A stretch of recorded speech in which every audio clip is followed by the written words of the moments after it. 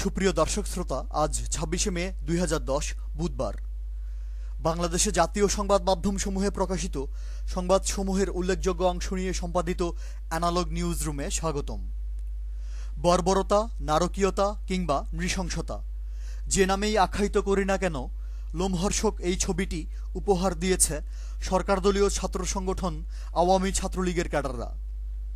জেলা শহর কুড়িগ্রামে সরকার সমর্থক ছাত্রলীগ ক্যাডাররা টেন্ডারবাজিকে উপলক্ষ করে মধ্যযুগীয় পাশবিক কায়দায় একজন আওয়ামী যুবলীগ কর্মীর হাত কেটে নেয়ার ছবি ও সংবাদ ছেপেছে আমাদের সময়, bdnews24.com, শীর্ষ নিউজ, প্রথম আলো সহ আজকের অধিকাংশ পত্রিকাই।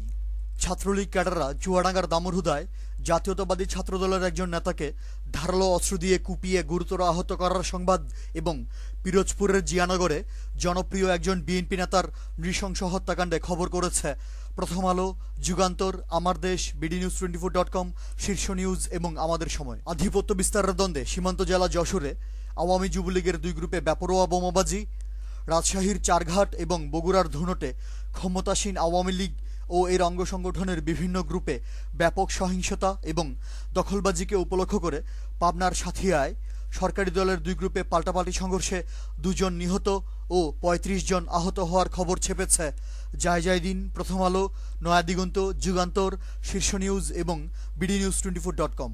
ছিনতাই, চাঁদাবাজি, মাদক ব্যবসা এবং ছাত্রী নির্যাতন সহ ঢাকা পলিটেকনিকে ছাত্রলীগ নেতাদের বেপরোয়া সন্ত্রাসী কর্মকাণ্ডে পৃথক দুটি প্রতিবেদন। আধিপত্য বিস্তারের সংঘাতে গাজীপুরের কাপাসিয়ায় ছাত্রলীগের দুই গ্রুপে হামলা পাল্টা হামলা।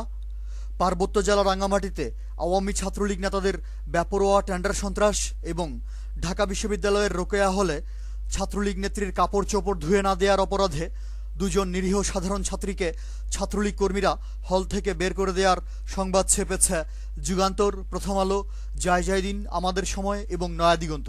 রাজশাহীর চারঘাট এবং নরসিংদীর পলাশে সংখ্যালঘু হিন্দু সম্প্রদায়ের লোকজনদের উপর ক্ষমতাসীন আওয়ামী লীগ নেতাকর্মীদের অত্যাচার, নির্যাতন ও ভূমিদস্যুতায় খবর করেছে কালের কণ্ঠ, আমার দেশ ও যুগান্তর।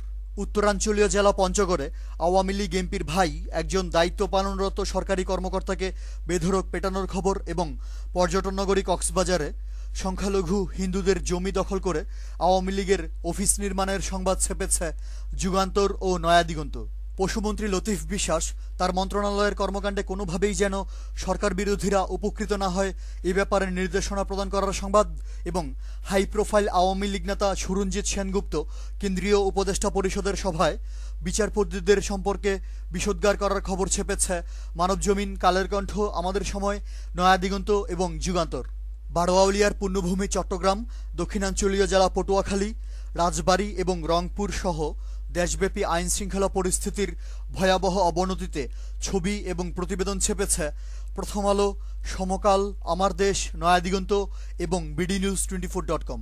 প্রধানমন্ত্রী শেখ হাসিনার ঘনিষ্ঠ আত্মীয় এবং বাণিজ্যমন্ত্রী ফারুক খানের পারিবারিক ব্যবসা প্রতিষ্ঠান থেকে সরকার বেশি দামে বিদ্যুৎ কেনার খবর এবং বিদ্যুৎ ও জ্বালানি সংক্রান্ত ব্যাপক অনিয়ম ও দুর্নীতিতে পৃথক পৃথক প্রতিবেদন করেছে জায়দিন, কালের কণ্ঠ, শীর্ষ নিউজ এবং bdnews24.com।